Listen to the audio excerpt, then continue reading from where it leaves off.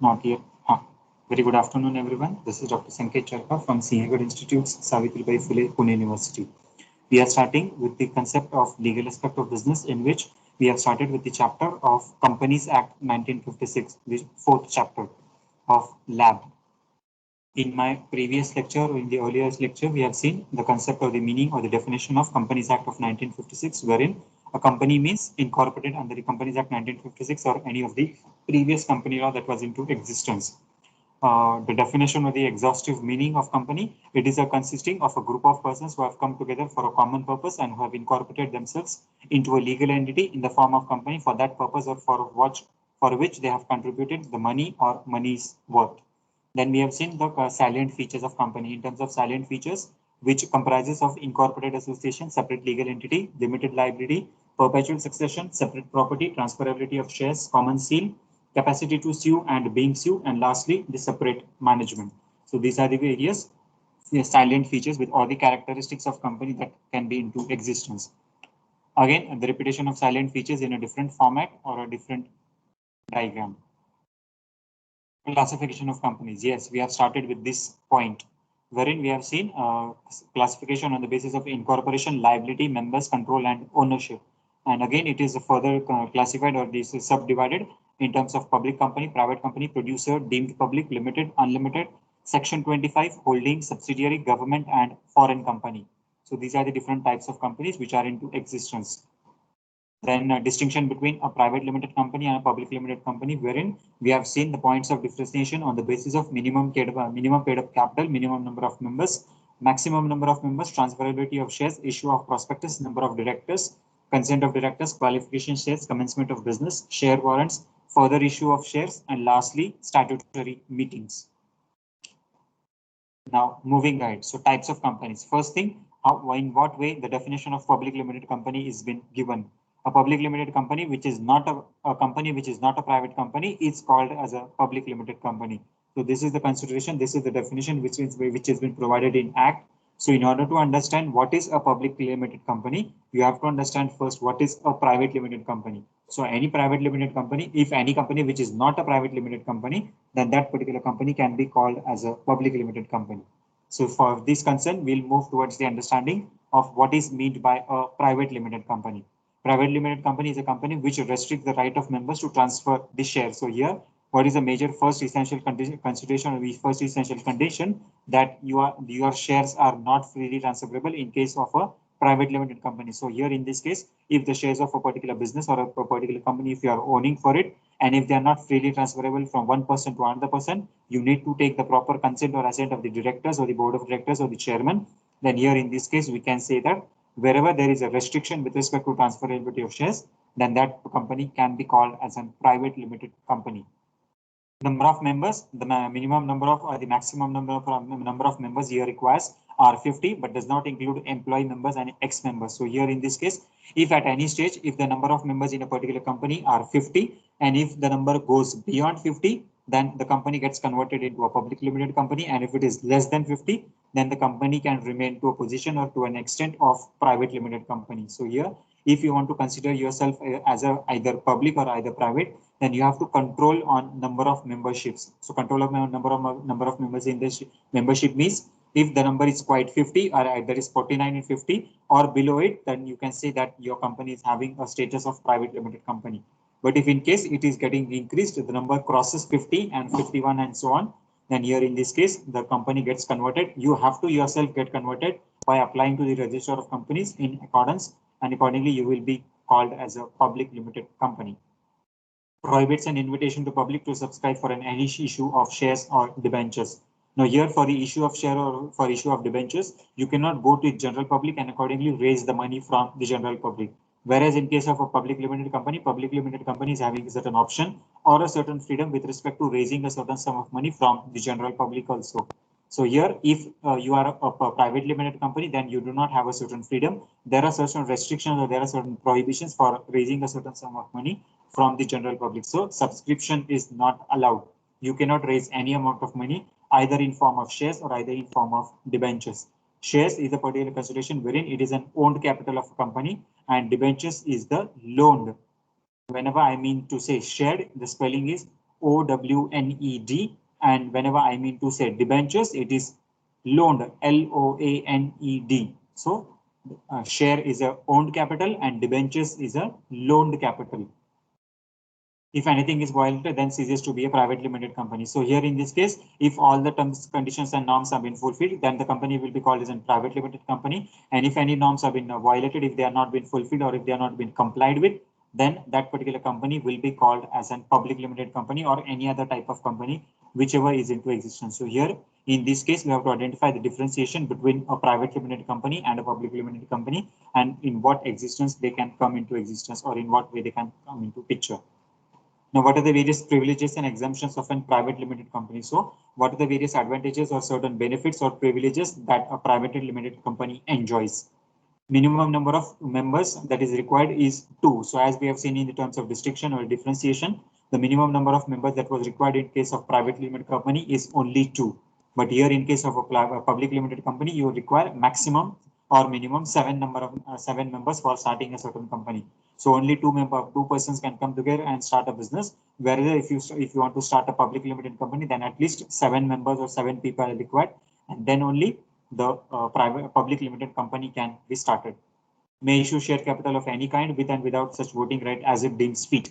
So here in this case, if you want to raise a certain amount of money in terms of share capital, which is also called as an owned capital of a company, so here in this case, you need not to see for a permission that has to be undertaken for. So in case of a private limited company, no permission is required. Only by the mere voting right, only by the approval by the board of directors, the issue of the amount from the share capital can be raised, and accordingly the amount can be identified. But in case of a public limited company, you have to pass a board resolution. The approval from the respective board of directors, chairman has to be undertaken. The copy of the same has to be filed with the ROC, that is Registrar of Companies. You have to subscribe the issue with the SEBI, that is Securities and Exchange Board of India, and then only with the prior approval of the SEBI and ROC, you can go for public subscription. So in this case, private limited company is having certain privilege or an exemption for raising amount of money in terms of capital from the general public. May allot shares or debentures without issuing a prospectus or delivering to registrar. So here in this case, you can issue the amount, or you can raise the amount in form of shares, or you can raise the money in form of debentures, which is a loan capital, without issuing a prospectus. So here, issuing of a prospectus is merely not required. Only a statement in lieu of prospectus can be prepared, and accordingly, the amount can be raised from the general public. Whereas in case of a public limited company, it is mandatory, it is compulsory to issue the prospectus, and it has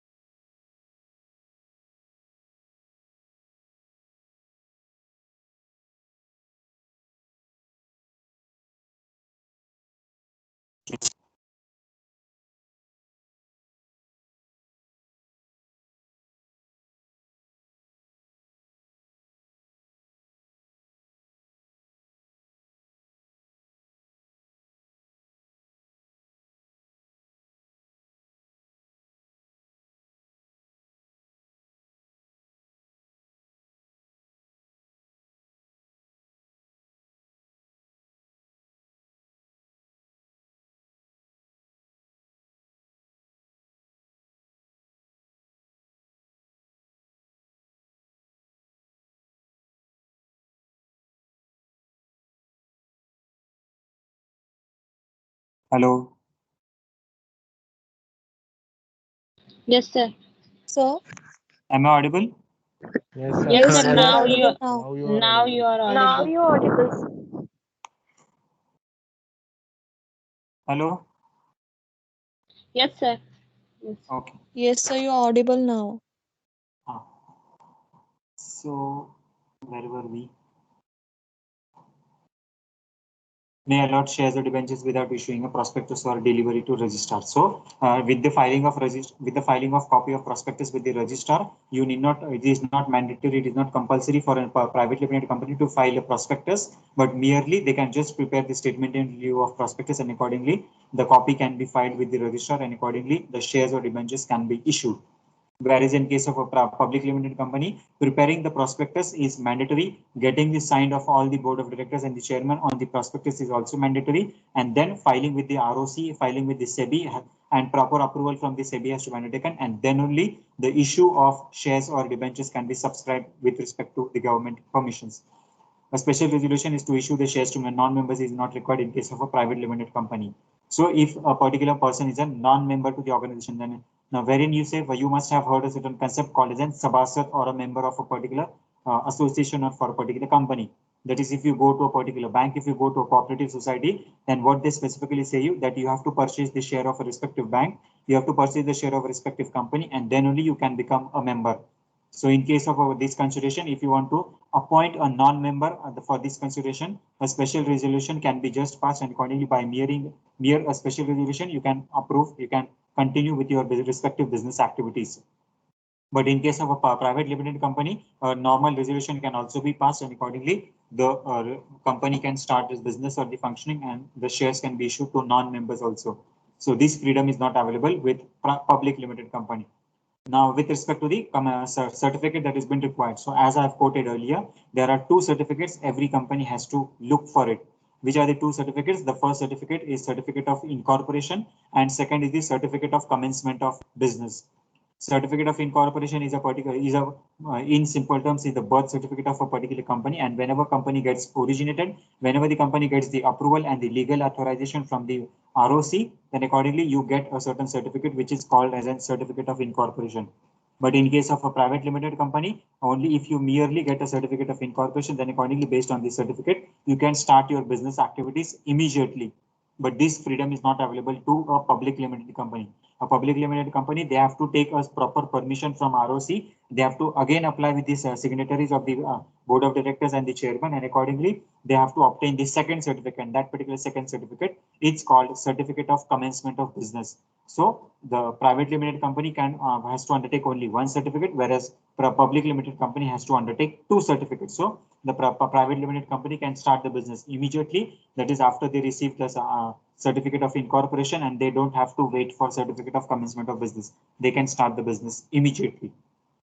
Statutory meeting and report, no binding. So here in this case, as we have seen already, I explained that is for conduction of statutory meeting. Privately limited company does not have to conduct any statutory meeting. They can start the business immediately. And lastly, the AGM, that is annual general meeting, can be called by respective company, and accordingly the board resolution can be passed, and the minutes of the meeting can be filed with the registrar of company, that is ROC. So there is no binding for conducting the first meeting, whereas in case of a public limited company, it is mandatory for them to conduct the first meeting. That first meeting is called as a statutory meeting, and the report of the statutory meeting, the report of every meeting is called as a minutes of meeting, and that particular minutes of meeting has to be filed with the ROC, that is registrar of companies. One or two members present in person can demand a poll. So here in this case, if you want to take any polling, that is any decision has to be undertaken, and for that particular decision, you have to conduct a poll activity. Then only one or two members can also participate, or based on the majority consent, the decision can be taken or it can be approved. But in the case of a public limited company, this situation cannot be happening because there requires the terms of majority, and there requires the terms of attendance in a particular concern. So here in this case, if the attendance is not proper, if the required number of members are not present, then accordingly the meeting cannot be concluded, the demand poll cannot be taken, and hence we have to understand that there is a differentiation in rule between the private limited company and a public limited company. At minimum or at a maximum, one or two members can be who are present in the meeting can demand the poll, and accordingly the poll can be concluded or it can be conducted. But in case of a public limited company, maximum number of members are required, and unless and until the quorum is been fulfilled, you cannot conduct a polling activity. Total managerial remuneration cannot exceed 11% of net profits, no such restriction. So in case of a public limited company, if you want to issue or if you want to give a certain remuneration to your managers, that is specifically managing director, board of directors, and so on, or the chairman that you have appointed, for these particular people, the maximum amount of remuneration should be a maximum of 11% of the net profit. So this condition is applicable for only public limited company. But in case of private limited company, there are no such amount of restrictions. The remuneration can be increased up to 12%, 15%, 20%, 30% as per the need and requirement of the organizations. Next is the last point is the minimum number of directors is only 2. So in case of a private limited company, the number of directors are required is 2. whereas in case of a public limited company, the number of directors are required are 5 to 7, minimum 5 or above 7, the number of directors must be into existence. Okay, now further moving to the next type of company, producer company. Producer company is a particular company which is engaging in any activities which is either related to production, processing, manufacturing, technical or consultancy services, which are such as insurance, generation of research and development, and so on. So such type of companies which are dealing with production, processing, manufacturing activity, those type of companies will be called as a producer company. Next, fourth point you have companies deemed to be public limited companies. So a company initially it can be called as a private limited company, but in certain cases or in certain norms, a company can be called as a public limited company subject to following or fulfillment of certain terms and conditions. Now there are certain 10 to 14 terms and conditions which one has to fulfill, but a company can fulfill only 5, only 6, only 7, or any of the number of terms and conditions, then that particular company can be called as an deemed to be public company. The company itself is a private limited company, but there are certain parameters, there are certain norms which tempts to you to understand or which tends to identify a particular company as an public limited company. First point, where at least 25% of the paid up share capital to offer private company is held by one or more bodies. So here in case if any of the share capital that you have raised for, if any of the amount that has been raised by with respect to the share capital, if it has been owned by a single person and the single person is owning at least 25% of the paid up share capital, then the company can get converted into or it can be called as a deemed public limited company.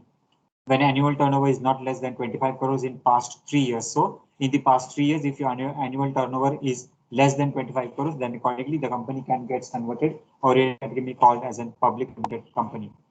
Where a private company accept deposits after invitation which has been made or add or renew the deposits from the public. So if you are availing a certain amount of deposits from the general public and this particular amount of money that was been raised from the general public, it gets renewed or it gets alterated, and that this particular situation is called as a public limited company. Now, next thing for fifth point, we have limited companies. So in case of a limited company, there is a two differentiation or two types, the company limited by shares and company limited by guarantee. Now let's look at the first point, that is company limited by shares. Now, company limited by shares is a certain type of company wherein the members are liable to pay on unpaid shares on unpaid amount on shares, cannot ask to payment for more for than the face value, no liability in case of fully paid up share capital. So limited company wherein your liability gets limited to the extent of your share.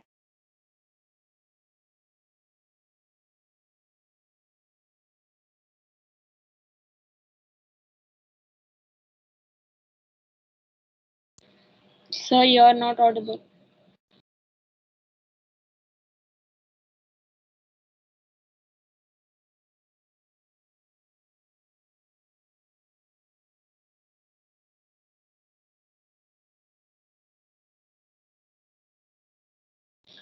Sir,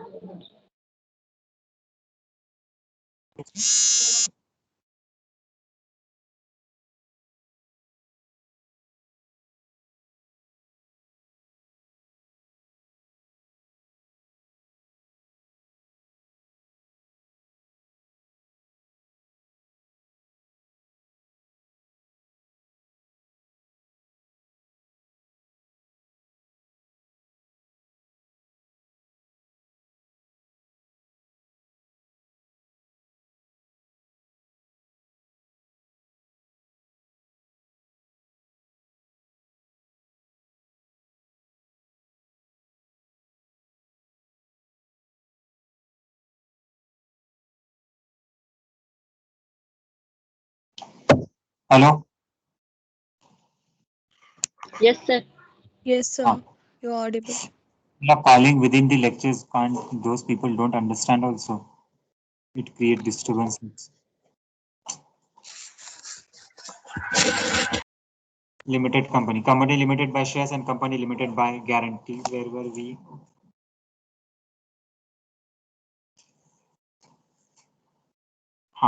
Company limited by shares. So whenever the company goes for a winding up of or closing of their business, then the liability of individual members, the liability of the partners in the firm is to the limited to the extent of the share capital or the shareholding they have in a particular organization. So if your shareholding pattern is only rupees 1,000, only rupees 10,000, only rupees 15,000, and if the liability or the debt of a certain company is, for example, 10,000 crore, then accordingly you will be held liable for only that particular amount which you have share of that particular company. So here in this case, liability is only to the extent of share capital that you are holding for, and it is called as a limited company. Another concern we have limited company, which in terms of guarantee. So liability is limited by memorandum of association to an amount having agreed or undertaken to pay will arise or in case of liquidation and can in case of income being a going concern. So if a particular company is of a going concern type, in terms of accounting, you have heard, you have learned a certain concept called as an going concern concept. Going concern which means the company, the business of a company does not come to an end, and it keeps on going again and again. That is, if your financial year has started today, tomorrow, that is on 31st of March, the financial year will end, and again on 1st of April, the new financial year will start, and the company keeps on conducting the business activities. If there is a death, insolvency of any of the partner in the particular firm or the business, then accordingly the company does not stop its working, and accordingly the new partners join the organization and they continue with their business activities. So coming back to our point of company limited by guarantee. So whatever guarantee amount that you have given for, so if you have given a certain undertaking that I will be bearing 10 lakh amount of losses of a certain company, I will be looking after 50% of the share capital of the company, then accordingly you have to bear with that particular amount, and you have to see that the entire amount is being repaid from your personal assets or personal properties that you have or that you hold for. Unlimited company, as in case of partners of the partnership firm, the liability is unlimited. So unlimited liability company is a particular concern wherein the liability of the partners to the firm is completely unlimited. So here in this case, whatever may be the amount of losses or whatever may be the amount of profit, everyone will share the amount of profit or loss in an equal position. So there will be no change or no differentiation in case of an unlimited company. In case of an unlimited company, your partnership firm, the liability is always unlimited. Whether the loss is 1 rupee, whether the loss is 10,000, or whether the loss is 10 crore, you have to pay that particular amount in that particular proportion, wherein if it has been decided as an unlimited company. Section 25 companies. So Section 25 companies are those particular type of companies which are formed for promoting commerce, science, art, religion, charity, or other socially useful objects, and does not pay any dividend but apply to its profit and other income in promotion of debts. So the morning question of Aarti and Dada, you have asked me a certain question that if you want to avoid taxes, if you want to avoid your custom duty, excise duty, import duties, and so on, your answer lies here. That is, you have to get yourself registered as a Section 25 company. So if you register your firm, if you register your business as Section 25 companies, then you get a certain exemption with respect to the types of companies, and accordingly the benefit can be provided or the benefit can be given for you.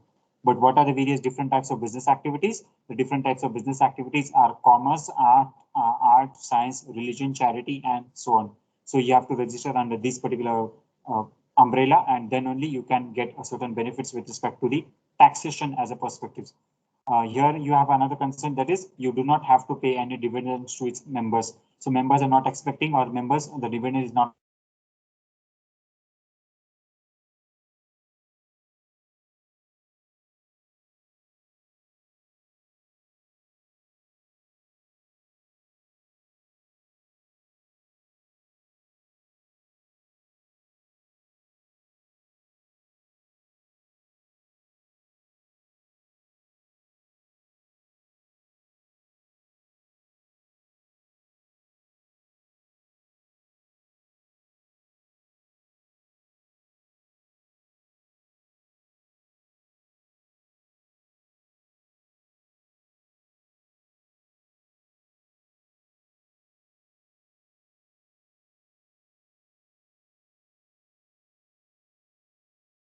the amount of profit is distributed to.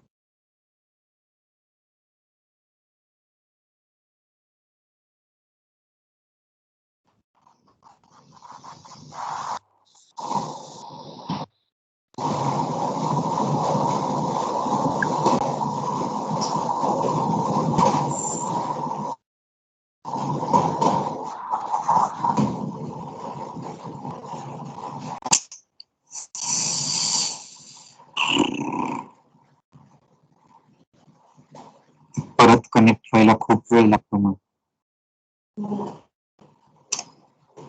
Hello.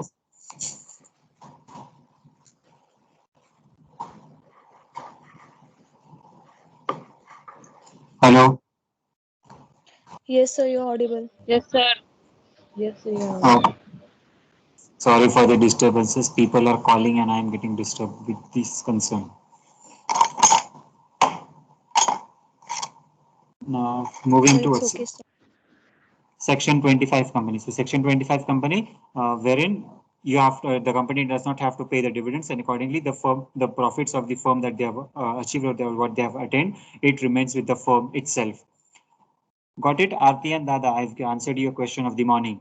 What are the various concerns? Now, within my several lectures, I'll be answering your questions. So if you want to save your excise duty, custom duty, import and export duties, or you want to get a certain benefits in terms of taxation, then you have to register your firm under this particular type or category, which is called as a Section 25 company, wherein the government is always providing supportive or incentives for the promotion of business. Now Yes, we'll sir. take an Thank you. okay. Now I'll show you an example, and with this example, you will be able to understand what is the concept of holding company and subsidiary company. Take an example. This is ABC Company Limited. You can see the screen. I'm writing here. No, sir. Huh? I have written on the screen. No, sir. No screen. Screen is not visible. Shilpa, Mansi, Dada. Yes, sir.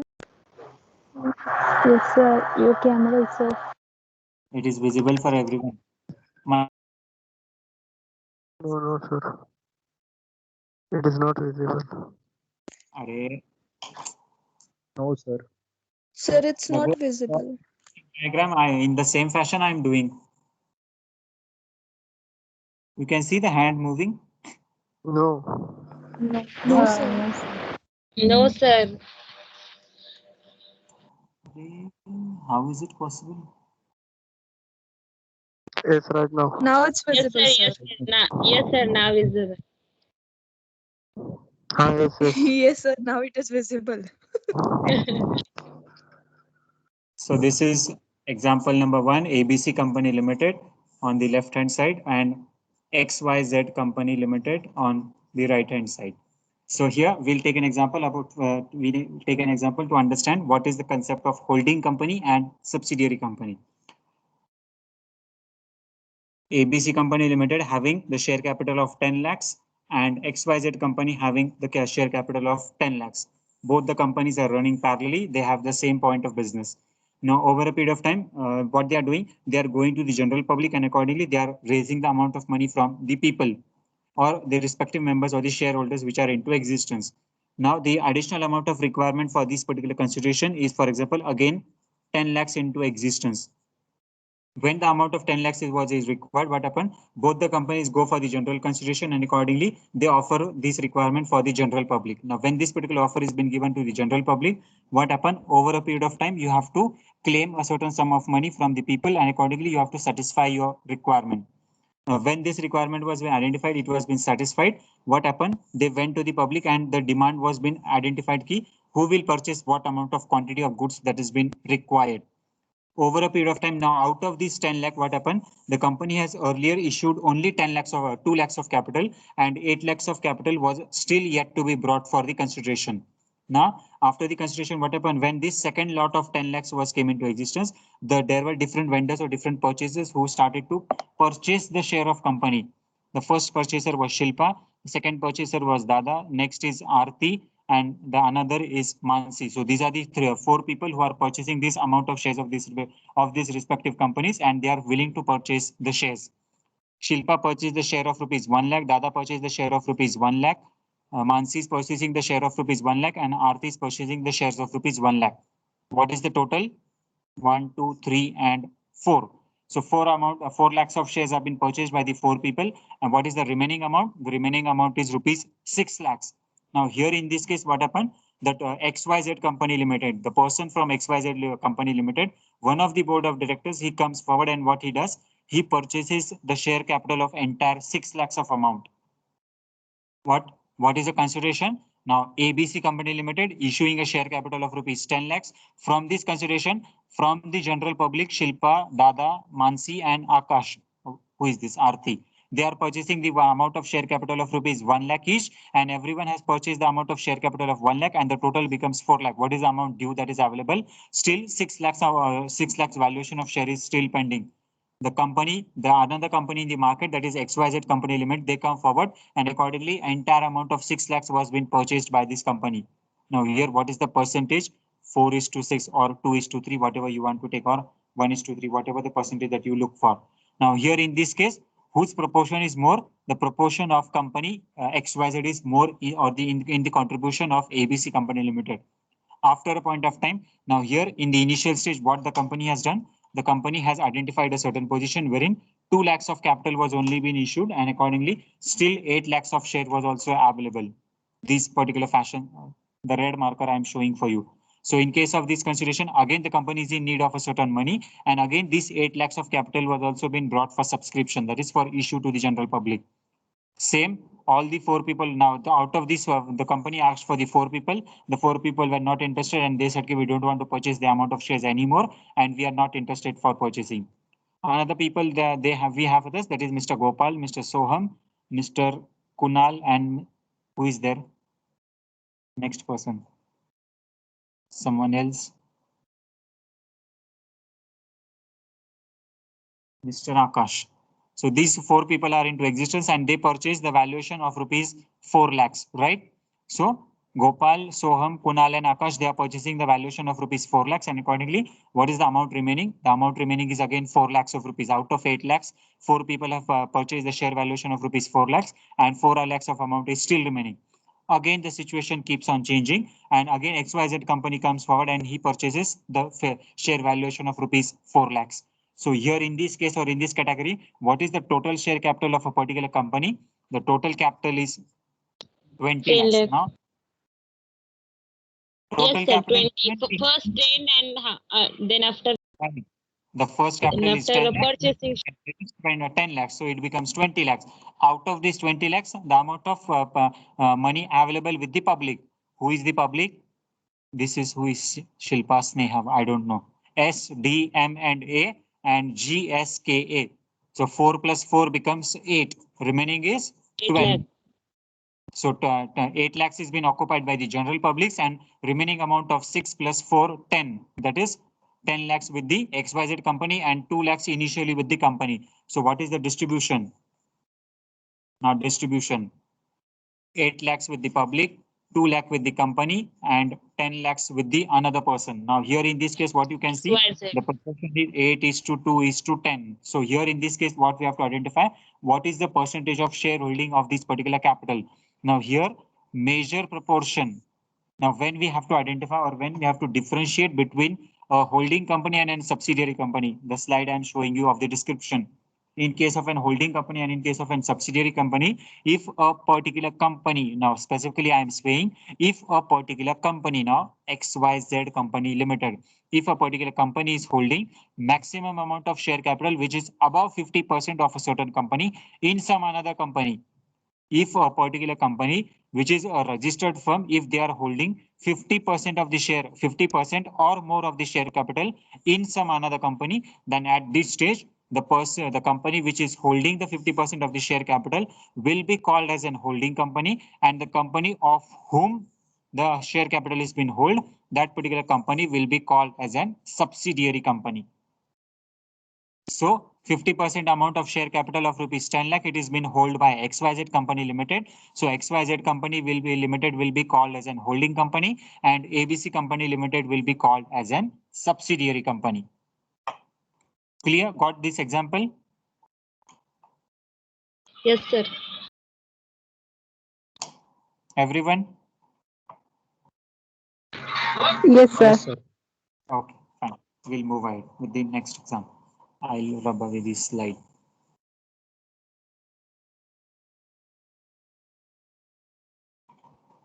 Government company. More than 51% of the paid up share capital is held up by the government and subsidiary of a government company, then that such type of company is called as a government company. So any type of company wherein the government is holding a minimum or maximum amount of share capital which is more than 51%, then such type of company can be called as a government company. This particular shareholding pattern can be held, or the company can be registered, or it can be held either by the state government or the central government or a local district government also. So any of the local municipal corporation, any of the district government which is into existence, if either of them or the state government or the central government, if they are holding a 51% of the share capital, then such type of company is called as a government company. A very good example is Indian Railways. Indian Railways is registered as a company. IRCTC is registered as a company, wherein the maximum amount of share capital, that is 51% of the share capital, is being owned by the central government. So here in this case, we call just identify Indian Railways is not a firm. It is not a certain consideration wherein you can say that it's completely owned by the government. It is a properly registered company. Only the consideration, only the differentiation is the percentage of shareholding of that particular company. More amount of percentage is being held by the government, and hence we assume that the Indian Railways is the part of the government. So, but it is not the part of the government. It is a specific company which has been registered wherein the government is having 51% of the shareholding pattern.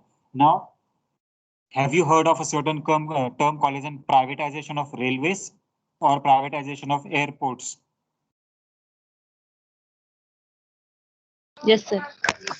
Yes, So sir. in this case, what we have seen, what the government is doing, now understand the shareholding pattern. I am drawing it here. Visible?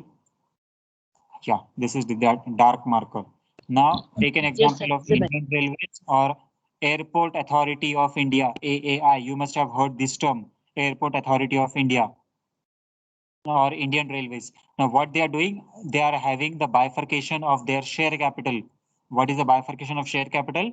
Maximum of 80% with the government, 2% with the some other authority, 10% with the IRCTC, another 5% with the hotel, tourism and catering and technology, and so on. So in this way, the 100% share capital of Indian Railways is been divided into this particular factor.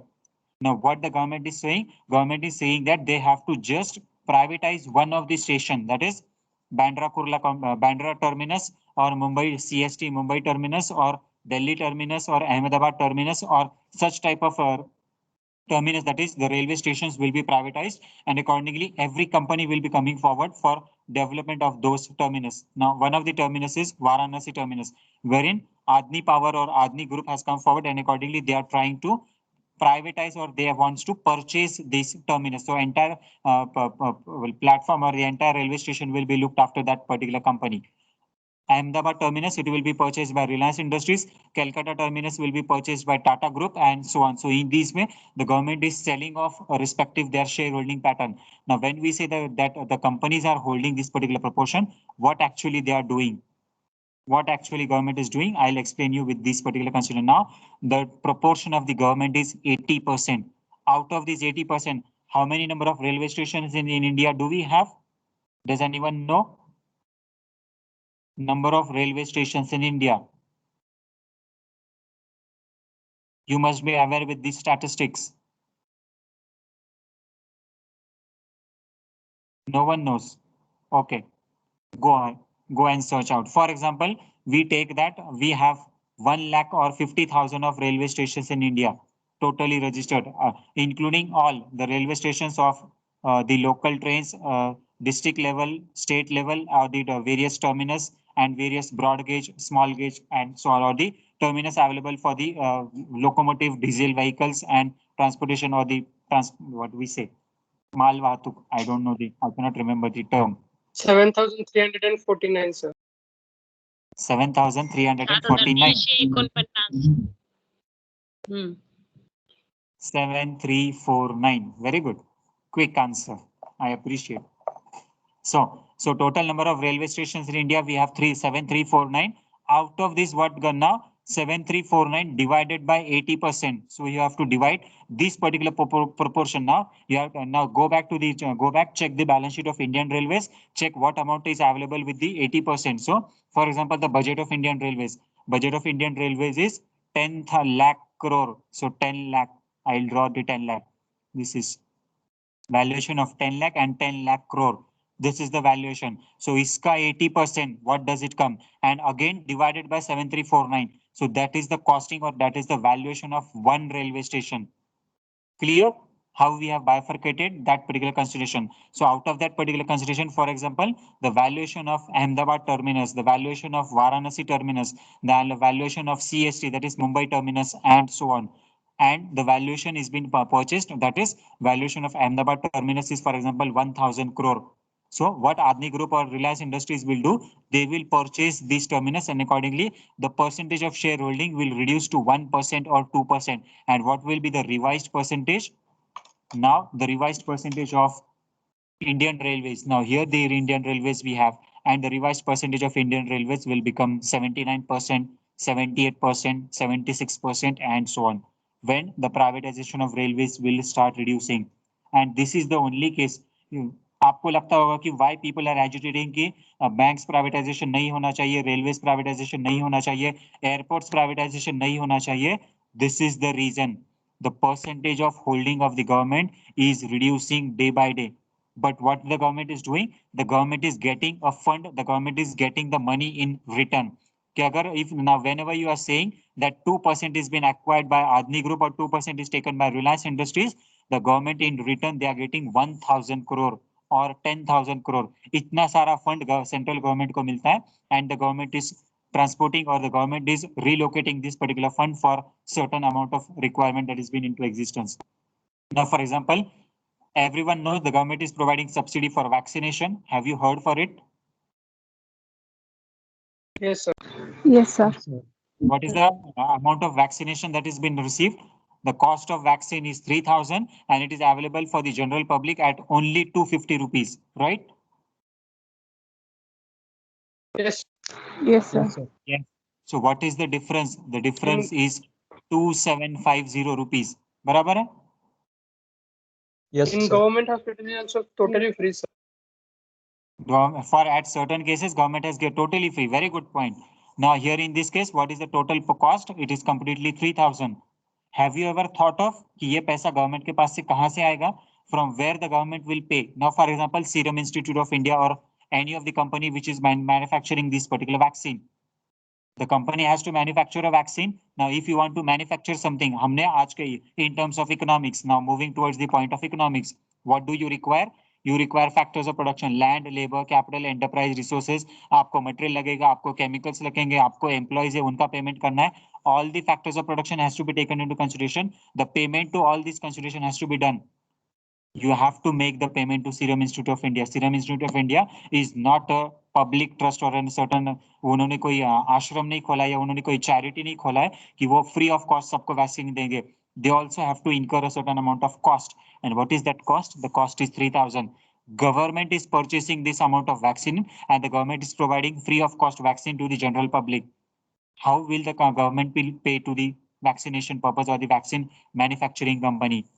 From the privatization. Now, for example, Bank of Maharashtra, Bank of India, Punjab National Bank, Central Bank of India, ये सारा proportion, or privatization of railways, privatization of airports, and so on. So by this particular consideration, now recently what we have seen, government, what they have done, they have merged different banks. Earlier, what we having, earlier we have 28 public sector banks. Now we have only 13 public sector banks. Again, what the government is doing, government is reducing, that is Honorable Finance Minister Nirmala Sitharaman, she's trying to reduce the public sector banks to 5 numbers only. Just imagine what government is looking for. They are trying to reduce their control. But why? Why they are reducing their control? Because they want to sell off their shareholding pattern. Government is trying to reducing their shareholding pattern so that the private institutional vendors, the private institutional purchasers, Adani Group, Tata Group, Reliance Group, Bharti Group, Airtel Group, Vodafone Group, Idea Group, and so on.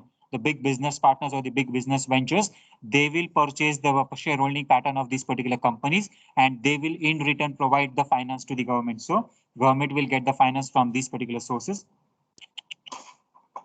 Just they will get the finance from these particular vendors and accordingly the fund will be generated. So for example, privatization of railways, कि अगर railway का हमारे जो different railway station है वो privatise होते हैं, airports हमारे प्राइवेटाइजेशन होता है. So what happen, these companies will be paying to the government. What will be that particular payment? 1 lakh crore, 2 lakh crore, 10 lakh crore, 50 lakhs crore, and so on. and whatever this amount of fund that will be generated, it will be allocated at a certain position, which will be Ministry of Health and Finance, Ministry of Health, MOFH. आपने सुना होगा जब वो corona की ringtone लगती है तो अगर को आपको संपर्क करना है तो भारत सरकार द्वारा जनहित में जारी, तो this is ministry of health. So this entire fund will be transferred to the Ministry of Health. Ministry of Health में ये सारा fund आ जाएगा and Ministry of Health will make the payment to Serum Institute of India.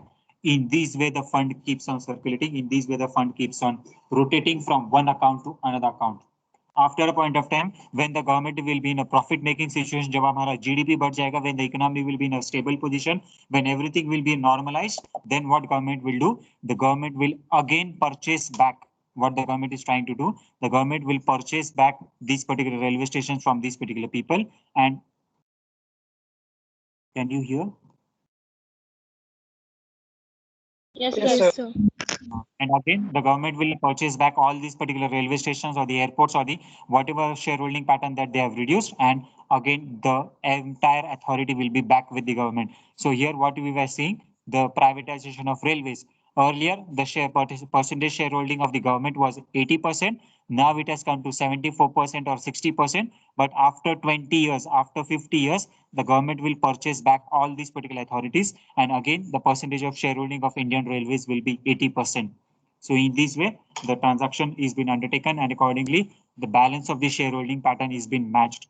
So that is the concept of government company. Foreign company means incorporated outside India under the law of that country, and it has established the place of business in India. So any company which has been registered outside India, that particular company will be called as a foreign company or an international company. So which has not been registered in India, it is being registered outside India. And if it is conducting the place of business activities in India, then such type of company is called as a foreign company. Okay, any difficulty at this stage?